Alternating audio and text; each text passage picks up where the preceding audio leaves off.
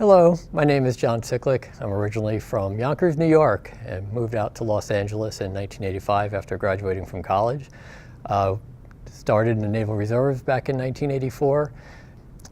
In 1996 is when my adventure with CCFA, or Crohn's colitis, and this illness first started.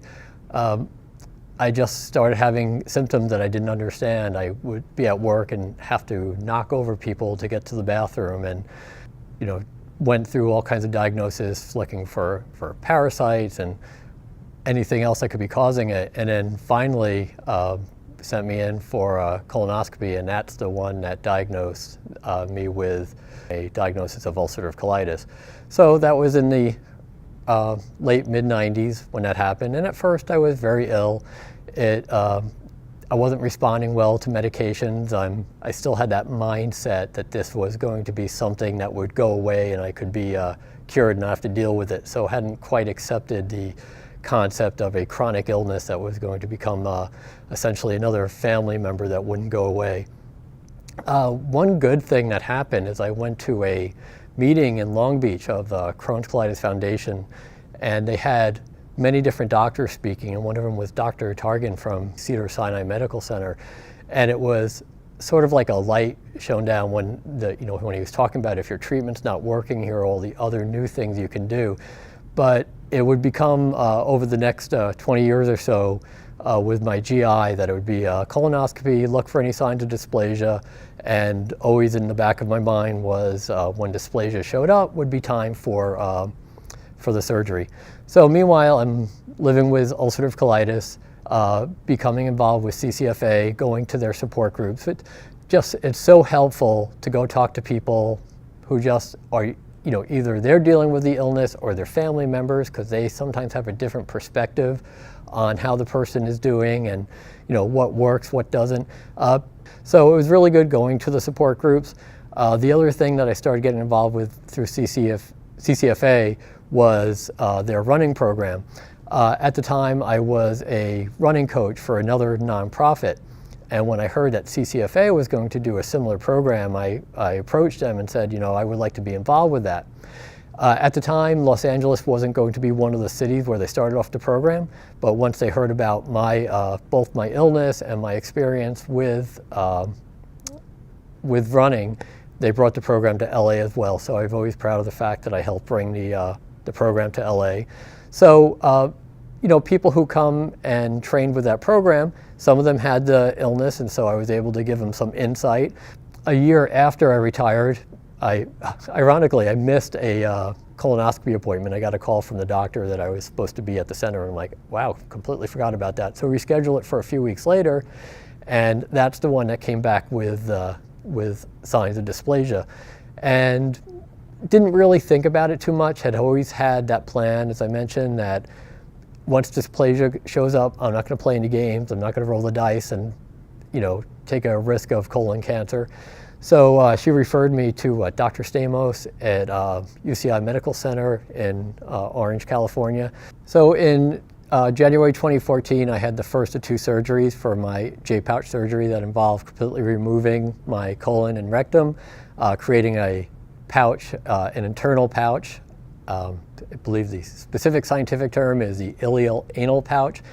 And then had 6 weeks to go until the second surgery. End of February, we had the second surgery, the drop down. That's where I got to say goodbye to the ileostomy, and they reconnected everything back up.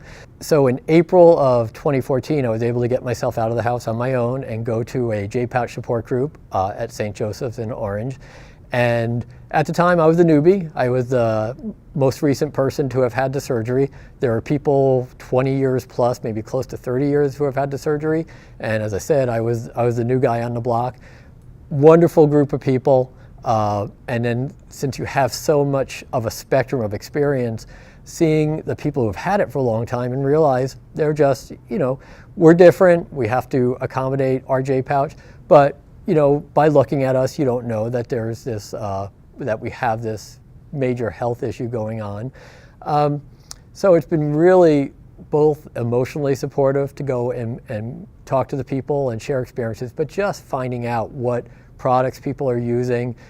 So when I was dealing with the ulcerative colitis, I was on what my doctor described as having been on a boatload of medications. I was taking various 5-ASA drugs.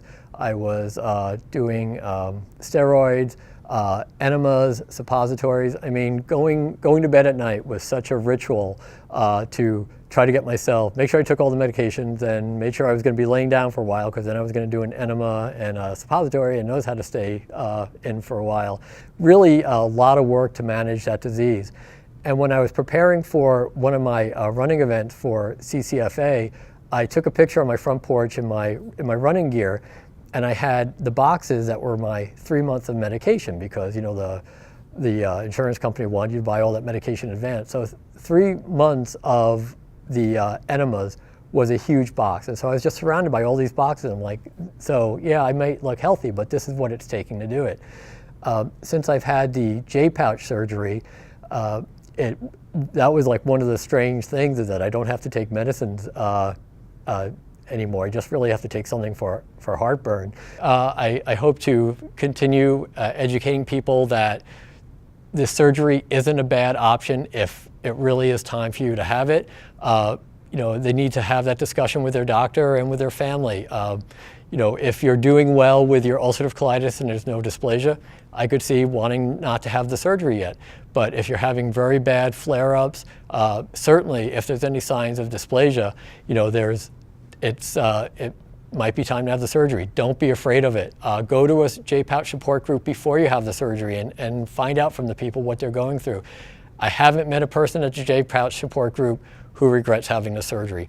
But with the prospect of colon cancer, there was no way I was going to take that chance, and J-pouch surgery was definitely the best option. When I was first diagnosed with the illness, I was fortunate that I had some great coworkers. I mean, I was in my mid-30s at the time, had a pretty close-knit group of friends at work. Also, when it comes to support group, you can't underestimate, you can't, undervalue the importance of your family. Be willing to lean on your family, but make sure you're thanking them also, and you realize how important they are in your road to becoming healthy again. The other thing I want to point out, that I am such an advocate of outreach, is that I had my shirt made up with my semicolon. So I like to wear this. I usually wear it on my anniversary day of my surgery when I go to the doctor. I also wear it when I go to the J-pouch support group. I put a picture of myself up on the internet, on Facebook, with it, and one of my friends goes, "Oh, what's that about?" And I go, "Oh, it's an inside joke." And then I realized how funny it was to say that my semicolon is an inside joke. And the symbology of the semicolon is to say my story isn't over yet. And that's how I feel about my J-pouch surgery. It was the end of an era of dealing with a chronic illness that was really impacting my health in many different ways. So that ended that story of my life, that part of my life. But it started a new one, and health-wise, I'm doing much better with that.